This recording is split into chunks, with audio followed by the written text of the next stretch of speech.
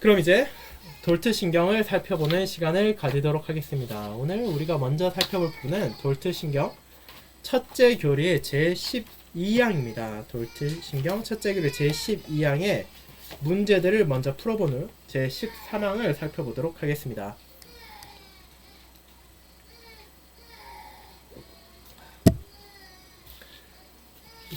돌트신조 첫째 교리 제12항의 문제를 풀어보기 전에 먼저 그 본문을 제가 읽도록 하겠습니다. 돌트신조 첫째 교리 제12항은 선택의 확신입니다. 비록 단계가 다양하고 정도가 다를지라도 택자들은 때가 되면 구원에 이르는 영원하고 불변한 선택을 확신하게 됩니다. 그러나 그들이 선택의 확신을 얻는 것은 하나님께서 숨기신 은밀한 것들을 호기심으로 들여다봄으로 얻는 것이 아니라 영적인 기쁨, 거룩한 즐거움으로 하나님께서 말씀해 주신 선택의 확실한 열매들, 곧 그리스도를 믿는 참된 믿음, 하나님에 대한 어린아이와 같은 경외심, 자신들의 죄에 대한 경건한 슬픔, 의에 줄이고 목마른 등과 같은 것들을 자신에게서 살핌으로 얻습니다. 라는 것이 이 선택의 확신에 대한 본문이었습니다. 자, 이 선택의 확신은 도대체 어떤 것을 우리에게 알려줍니까? 이것을 한번 생각해 보도록 합시다. 1번 문제는 사람의 선택에 대한 확신이 왜 중요합니까? 라는 것입니다.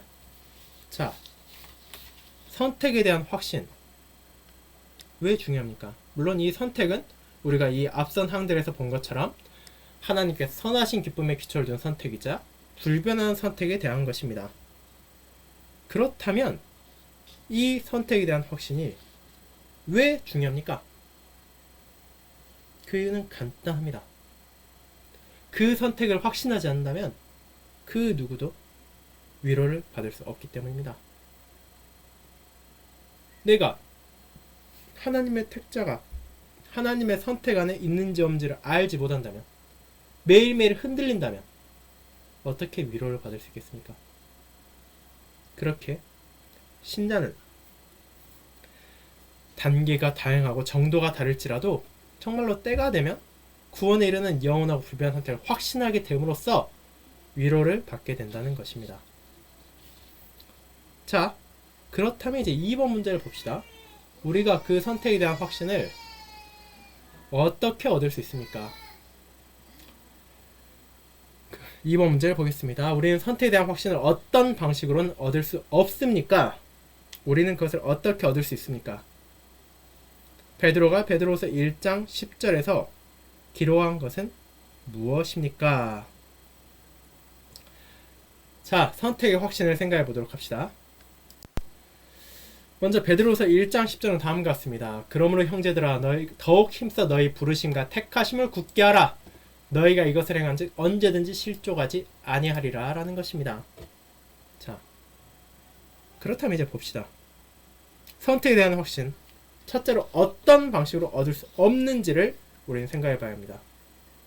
그것은 바로 우리가 하나님의 마음을 들여다보아서, 자, 하나님께서 누구누구를 택하셨는가 라는 것을 리스트를 쭉 뽑아서 이 사람 택했고 이 사람 택하지 않았구나 라는 방식으로는 알 수 없다는 것입니다. 그 누구도 하나님의 마음을 그처럼 알 수 없습니다. 그리고 하나님께서도 그분께서 누구를 택하셨는지 구체적으로 우리에게 말하지 않으십니다. 예를 들어 어떤 사람이 나는 하나님께서 누구를 택하셨는지 안다 라고 말한다면 그 사람은 분명 거짓말쟁이입니다. 왜냐하면 주님께서는 그와 같은 방식으로 이 선택을 드러내지 않으셨기 때문입니다. 자, 그러면은 우리는 그것을 어떻게 할 수 있습니까? 이 교리문답 제12항, 교리문답이 아니죠. 신조 제12항이 분명히 본문화에서 보여줍니다. 선택의 확신을 얻는 것은 하나님께서 숨기신 은밀한 것들을 우리가 호기심으로 들여다봐서 얻는 것이 아니라 영적인 기쁨과 거룩한 즐거움으로 하나님께서 말씀해 주신 선택 확실한 열매들, 곧 그리스도를 믿는 참된 믿음, 하나님에 대한 어린아이 같은 경외심, 자신들의 죄에 대한 경건한 슬픔, 의에 줄이고 목마르는 것 같은 것들을 자신에게 살핌으로 얻는다고 말입니다. 즉 구원에 이르는 선택에 대한 확신을 자신 안에서 그 열매들을 살핌으로써 얻게 된다는 것입니다. 자, 그렇게 베드로가 말한 것, 베드로서 1장 10절에서 말하는 것은 무엇입니까? 즉 우리가 성령님의 선한 열매를 맺는다면 우리는 그 열매를 통해 자신의 선택을 더욱더 확신할 수 있다는 것입니다. 우리가 최근에 교림답 설교에서 사실 다룬 바가 있습니다. 우리가 성령님의 거룩한 열매를 맺는다는 것은 그 자체로 우리가 지금 나아가는 그 길이 바르다는 것을, 내가 이미 하나님의 거듭남의 은혜를 누리고 있다는 것을 증거한다고 말입니다. 왜냐하면 나 자신의 능력, 나 자신의 본성으로는 그와 같은 선한 열매, 감사의 열매를 맺을 수가 없기 때문입니다. 그렇게 베드로 또한 이를 말합니다. 그 열매를 통해서 우리는 선택을 더욱 확실하게 붙잡을 수 있다고 말입니다. 자, 그런데 이제 3번을 보도록 합시다.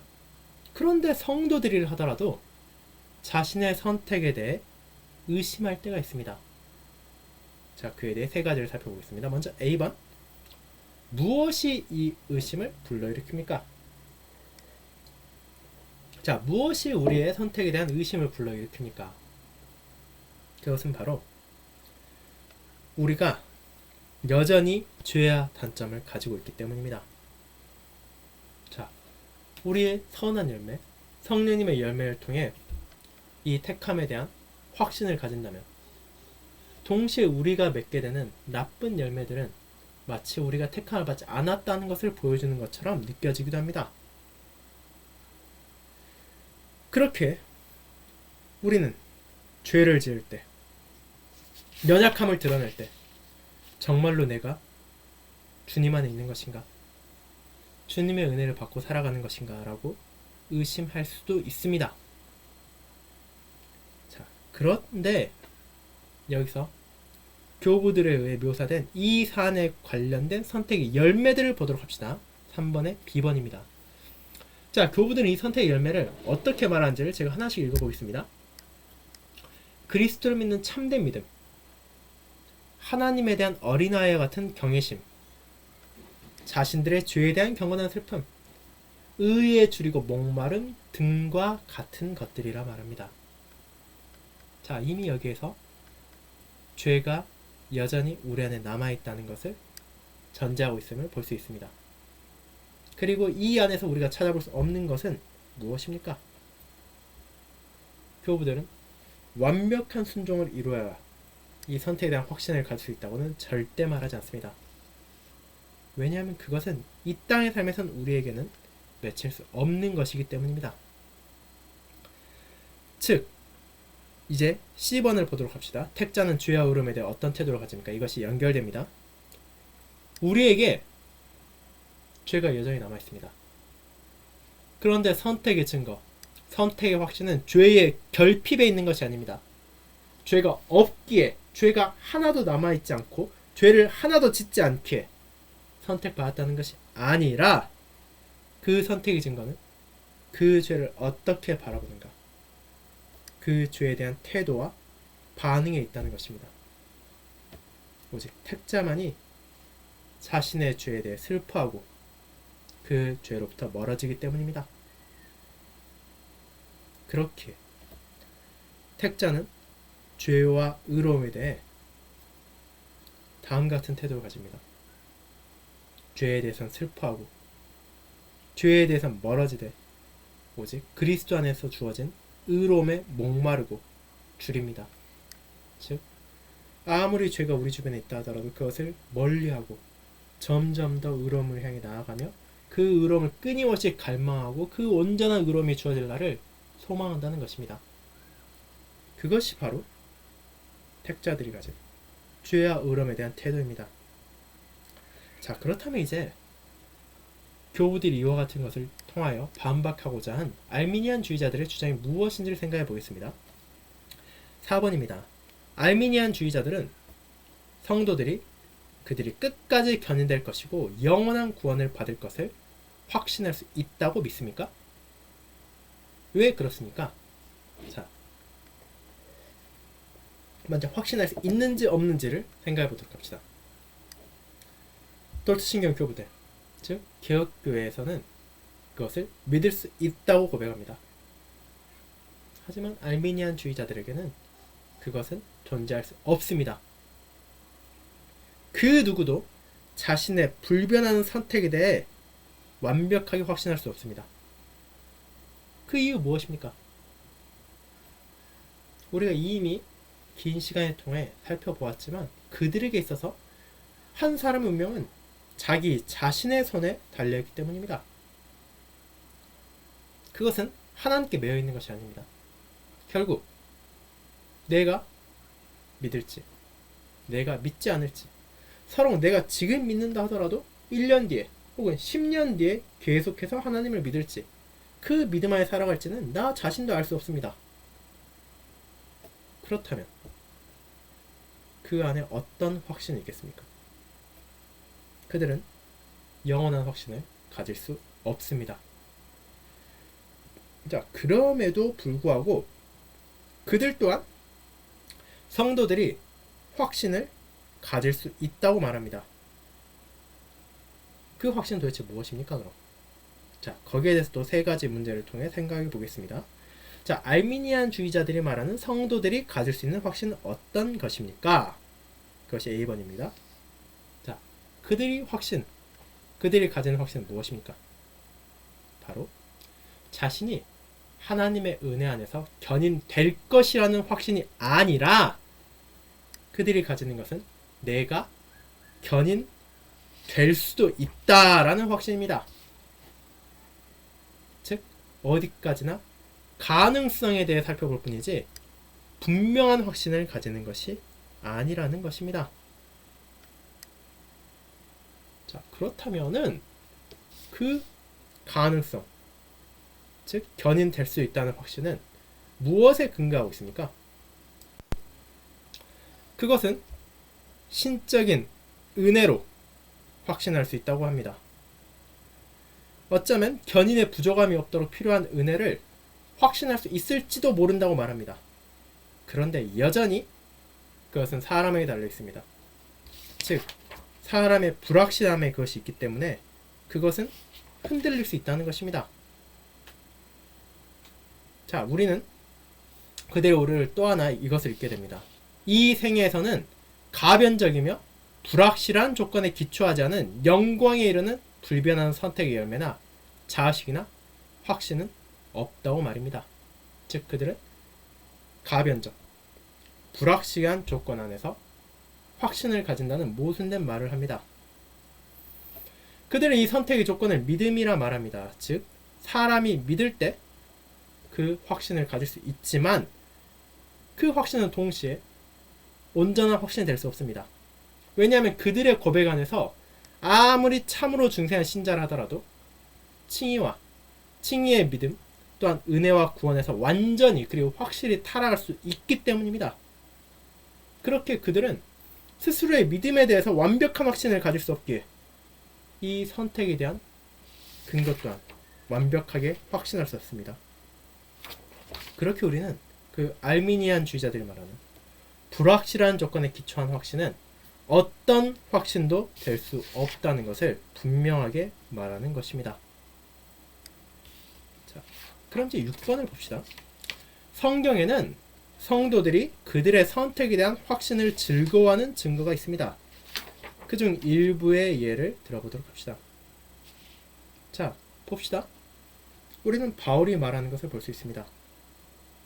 바울 에베소서에 다음과 같이 말합니다. 모든 일을 그의 뜻의 결정대로 일하시는 이의 계획을 따라 우리가 예정을 입어 그 안에서 기업이 되었으니 그 안에서 너희도 진리의 말씀 곧 너희의 구원의 복음을 듣고 그 안에서 또한 믿어 약속의 성령으로 인치심을 받았으니 이는 우리 기업의 보증이 되사 그 얻으신 것을 속량하시고 그의 영광을 찬송하게 하려 하심이라. 즉, 바울은 성도들이 하나님의 예정 안에 따라 기업을 받게 될 것을 확신합니다. 그리고 주님께서는 자신의 제자들, 즉 12명의 제자가 아니라 더 넓은 범위의 제자 70인이 그들의 소명을 마치고 돌아왔을 때 그들이 우리가 귀신을 항복시키는 권능을 받았습니다 라고 기뻐할 때 너희가 정말 기뻐해야 될 것은 그것이 아니라 너희 이름이 하늘에 기록된 것으로 기뻐하라고 말씀하셨습니다. 만약 이것이 알미니안 주의자들이 말하는 것처럼 가변적인 것이라면, 하늘에 기록되었지만 나중에 언제라도 지워질 수 있는 것이라면 그것은 기뻐할 것이 못됩니다. 그러나 그들의 이름이 영원히 지워지지 않는 생명체에 기록되었기에 우리는 그들이 그것을 기뻐하고 즐거워한다는 것을 보게 됩니다. 자, 그렇다면 봅시다. 이제 더 깊은 숙고를 위하여 라는 부분을 보도록 합시다. 7번입니다. 우리의 선택의 확신이 참된 믿음의 본질적인 요소입니까? 다시 말해 자신의 선택에 대해 의심을 가지는 사람도 여전히 참된 신자로 불릴 수 있습니까? 자, 우리는 이 부분을 주의해서 생각해 보아야 합니다. 그런데 참된 믿음이란 결국 무엇입니까? 주님께서 말씀하신 것을 확실한 진리로 깨닫고 그것이 나에게도 주어졌다는 것을 붙잡는 것입니다. 그런데 주님께서 말씀 가운데 이와 같은 선택에 대한 확신을 주셨다면 우리는 그것을 붙잡아야 합니다.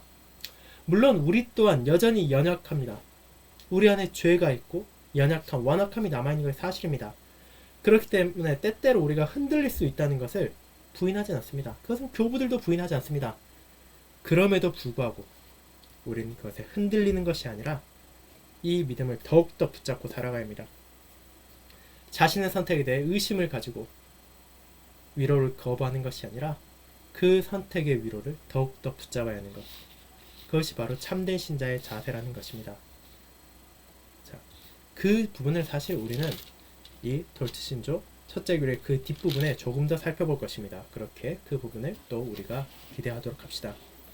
자, 8번을 봅시다. 여러분은 자신이 하나님의 택자라는 것을 어느 정도까지 확신할 수 있습니까? 이 부분은 여러분이 각자 답을 해보시기 바랍니다. 자, 이 선택에 대한 확신은 아까 본 것처럼 온전한 순종, 죄가 없음에서 나타나는 것이 아니라 죄에 대한 태도와 반응에서 드러난다는 것을 기억하며 스스로를 돌아보고 이 문제에 대해 답을 하시길 바랍니다.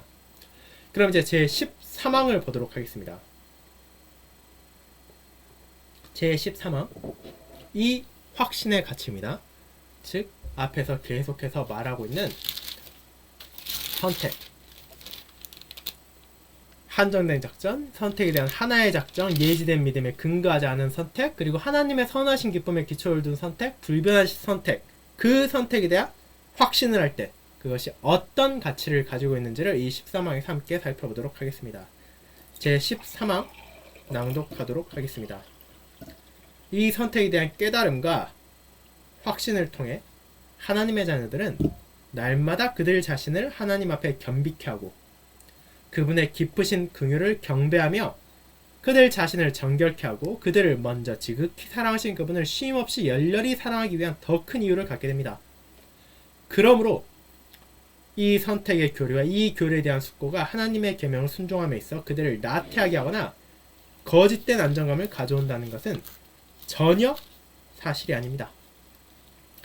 하나님의 공의로운 심판 가운데 이런 일은 선택의 은혜를 가졌다고 경솔하게 추정하는 사람들 또는 그것에 대하여 헛되고 무례하게 짓거리지만 택자들의 길로 걷기를 거부하는 사람들에게서 종종 일어납니다. 자, 이 확신의 가치, 사실 여러분은 교리문답에서 아주 비슷한 문구를 본 적이 있을 것입니다. 그것은 우리가 조만간 다루게 될 제24주일에 나타납니다. 제24주일에서는 선행이 하나님 앞에서 의가 될 수 없다고 말할 때, 그렇게 가르친다면 사람이 선행에 대해 소홀하고 악하게 만들지 않겠냐는 공격에 대해 다루기 때문입니다. 자, 그것이 거의 비슷하게 여기도 나옵니다. 사람이 확신을 가진다면 나태하게 된다. 그 사람이 거짓된 안정감을 가지게 될 것이다 라는 공격이 있습니다. 그에 대해 교부들이 어떻게 반박하는지를 살펴보도록 합시다. 알미니안 주의자들은 신자가 그의 불변한 선택에 대한 확신을 가지는 것이 진실로 필요하거나 유용하다는 것에 의심을 가집니다. 실제로 알미니안주의자들은 그와 같은 확신은 성도의 영적인 삶에 오히려 해롭다고 생각했습니다. 그와 같은 생각에 반대하여 교부는 이 항을 기록했습니다. 우리는 이 항목 안에서 이 확신이 무엇이며 무엇이 아닌지를 바라볼 것입니다. 불변한 선택에 대한 결정의 교리가 성도에게 그들의 분명한 구원에 대한 확신을 준다는 것은 이미 주목되었습니다.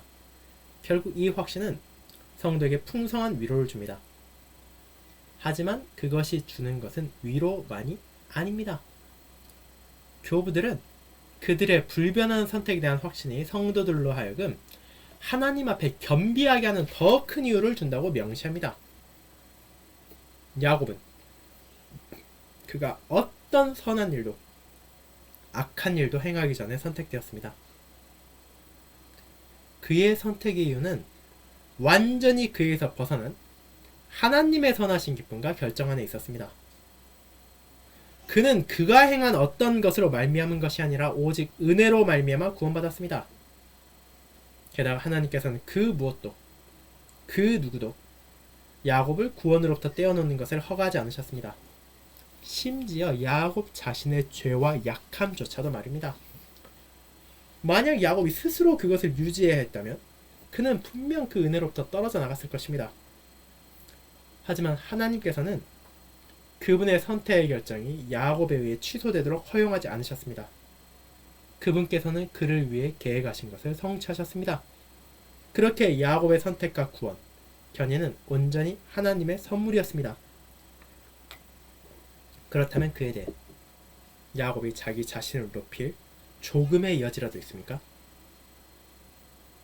그런 것은 전혀 존재하지 않습니다. 야곱은 자신의 선택 혹은 자신의 구원에 어떤 것도 기여할 수 없었습니다. 모든 자랑거리들이 제외되었습니다. 야곱은 마땅히 자신을 부끄럽게 여겨야 했습니다. 그리고 그것이 바로 하나님의 택자들이 가져야 하는 감정입니다. 그들의 구원을 확신하는 지식은 오직 하나님의 불변하는 뜻에 의한 것이기에 그것은 성도들로 하여금 자신을 주권적인 은혜의 하나님 앞에 겸비하게 할 모든 이유를 줍니다. 즉, 이 선택에 대한 확신이 자신을 높이는 것이 아니라 오히려 하나님 앞에서 자신을 낮추게 한다는 것입니다. 그뿐 아니라 우리의 선택에 대한 확신은 성도들로 하여금 그분의 깊으신 긍휼을 경배할 더 큰 이유를 줍니다. 우리가 오류에 대한 반박 1-3에서 본 것과 같이 알미니안주의자들은 하나님께서 우리에게 요구하신 모든 순종을 그리스도께서 베풀어 주셨다는 것을 부인합니다. 그들은 그리스도께서 그저 영생의 값을 낮추어 주셨을 뿐이라고 주장합니다.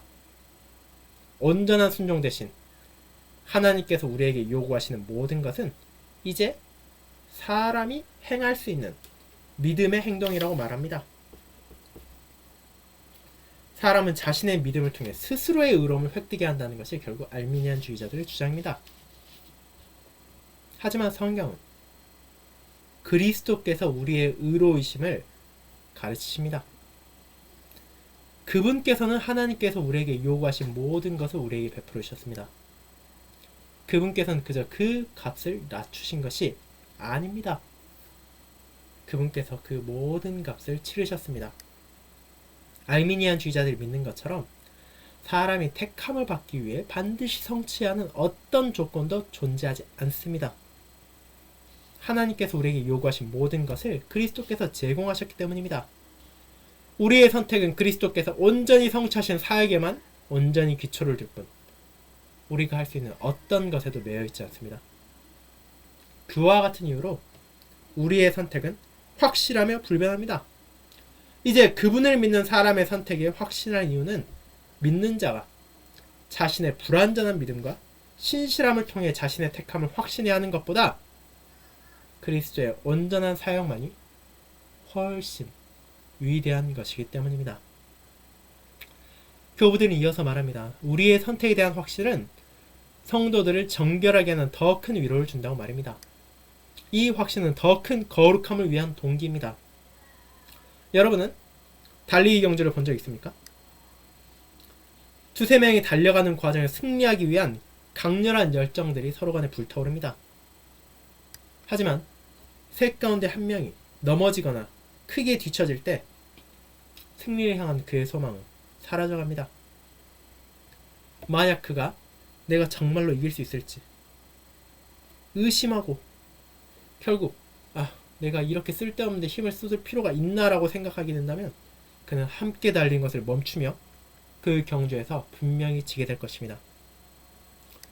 그것은 바울이 고린도서 9장 24, 27절에서 말하는 믿음의 경주와 전적으로 다르지 않습니다. 하나님의 자녀는 때때로 넘어지고 죄를 범하기도 합니다. 왜냐하면 그는 여전히 큰 연약함을 가지고 있기 때문입니다. 그는 만약 자신의 선택이 자신의 성취에 의존하는 것이라면 결코 이 경주를 마칠 수 없을 뿐 아니라 승리자의 관을 가질 수 없다는 것도 알고 있습니다. 만약 그가 자신이 경주를 마칠 수 있는 능력을 가졌는지 의심한다면 그는 계속해서 달려야 할 의지를 거의 가지지 못할 것입니다. 만약 경주에서 패한다면 그 모든 자기 희생, 자기 부인이 무용지물이 됩니다. 결국 그는 죄와의 싸움을 포기하고 그 자신의 죄악된 본성에 굴복하게 될 것입니다. 하지만 자신의 불변한 선택을 확신하는 사람은 그가 그리스도 안에서 승리할 것을 알고 있습니다. 그는 죄와 싸우고 거룩함을 추구할 충분한 이유를 가지게 됩니다. 그리고 이는 자신의 거룩함으로 인해 그가 선택받았기 때문이 아니라 값없이 자신에게 전가된 그리스도의 거룩함을 그분께서 택한 자들에게 주시는 하나님께 감사함으로 인함입니다. 하나님을 기쁘게 하고자 하는 진심 어린 바람으로 인한 동기를 가짐으로써 그는 자신의 죄를 감사 안에서 자신을 죄로부터 정결하게 할 것입니다. 선택의 확신이 가진 네 번째 유익은 택자는 자신을 먼저 사랑하신 하나님을 열렬히 사랑하기 위한 더 큰 이유를 가진다는 것입니다. 알미니안주의자들은 그들은 하나님을 향한 자신들의 사랑이 계속됨으로써 그들의 선택을 확신해야 한다고 믿습니다. 그들은 하나님의 선택의 사랑은 그분을 향한 그들 자신의 사랑에 기반한다고 믿습니다. 하나님께서는 만약 그들이 그분을 사랑하는 한 그들을 사랑할 것입니다. 그들에게서 하나님의 사랑은 조건적입니다. 하지만 성경은 하나님의 선택의 사랑이 무조건적임을 가르칩니다. 우리를 향한 하나님의 선택의 사랑은 그분을 향한 그리스도의 온전한 사랑에 기초를 두었습니다. 하나님을 향한 그리스도의 사랑으로 인해 하나님께서는 우리가 그분의 원수 되었을 때 우리를 사랑할 수 있으셨습니다. 그분의 사랑은 우리가 먼저 사랑한 것에 기반을 두지 않습니다. 그분께서는 그리스도 안에서 우리를 먼저 사랑하셨습니다. 이제 그리스도로 인해 하나님의 선택의 사랑을 경험하는 우리는 하나님을 향한 자신들의 사랑을 통해 그분의 선택의 사랑을 얻어야 한다고 믿는 자보다 더욱 기꺼이 하나님께 사랑을 돌려드릴 것입니다.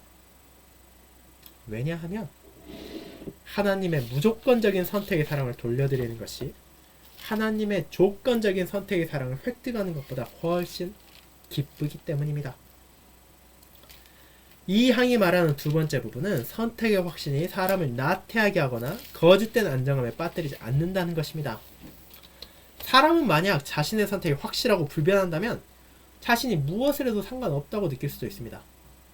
만약 그리스도께서 자신의 불변한 선택을 그 자신이 어떤 조건과도 상관없이 지켜주신다면 택자는 악해져야 하지 않겠습니까?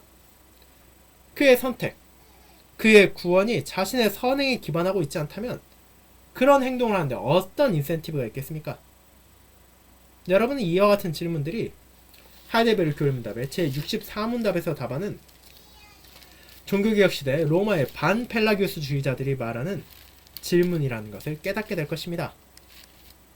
도르트의 교부들은 일부 사람들이 그와 같이 생각하고 행동할 수 있다는 것을 부인하지 않습니다. 선택의 은혜를 가졌다고 경솔하게 추정하는 사람들 또는 그것에 대하여 헛되고 무례하게 짓거리지만 택자들의 길로 걷기를 거부하는 일부의 사람들도 있습니다. 하지만 그들은 택자가 아닙니다. 성경은 말합니다. 못된 열매 맺는 좋은 나무가 없고 또 좋은 열매 맺는 못된 나무가 없느니라. 나무는 각각 그 열매로 하나니 가시나무에서 무화과를 또는 찔레에서 포도를 따지 못하느니라. 즉 택자들은 그와 같은 죄악을 기뻐하지 않으며 그 안에서 계속해서 살아가지도 않습니다. 그에 반해 택자들은 하나님의 은혜의 위대함과 그분께서 받을 가치가 없는 자신들에게 베푸신 호의를 바라볼 때 자신을 겸비하게 됩니다. 그들은 하나님의 사랑이 그들의 사랑에 기반하지 않으며 그분께서 먼저 사랑하셨고 그것이 변하지 않음을 깨닫습니다. 그들은 결국 하나님의 은혜로운 사랑에 대해 그분을 향한 자신들의 사랑으로 반응합니다. 그리고 사랑이 있는 곳에 순종이 있습니다. 그러므로 선택의 확신은 결코 사람을 악하게도 하나님을 모욕하게도 만들지 않을 것입니다.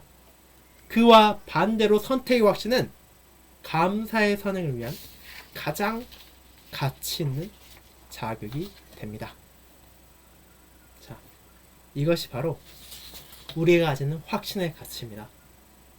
이 확신의 가치를 붙잡고 또 이번 한 주도 주님을 의지하며 주님께 감사하며 그분의 무조건적인 사랑에 기쁨으로 감사로 돌려드리도록 합시다. 자, 이제 다 함께 주님께서 가르쳐 주신 기도를 하고 오늘의 모임을 마치도록 하겠습니다. 다 함께 기도드리겠습니다.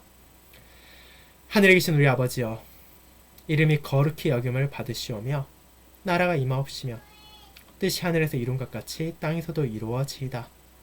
오늘날 우리에게 일용할 양식을 주옵시고 우리가 우리에게 죄 지은 자를 사하여 준 것 같이 우리 죄를 사하여 주옵시고 우리를 시험에 들게 하지 마옵시고 다만 악에서 구하옵소서. 대개 나라와 권세와 영광이 아버지께 영원히 있사옵나이다. 아멘. 오늘 함께 수요모임 참여해 주셔서 감사드립니다. 이번 한 주 남은 시간도 주님 안에서 평안히 보내시고 또 주일에 함께 예배드리길 바라겠습니다. 또 다음 주 수요 모임은 상반기 마지막 모임이니 준비해 주시기 바랍니다. 감사합니다.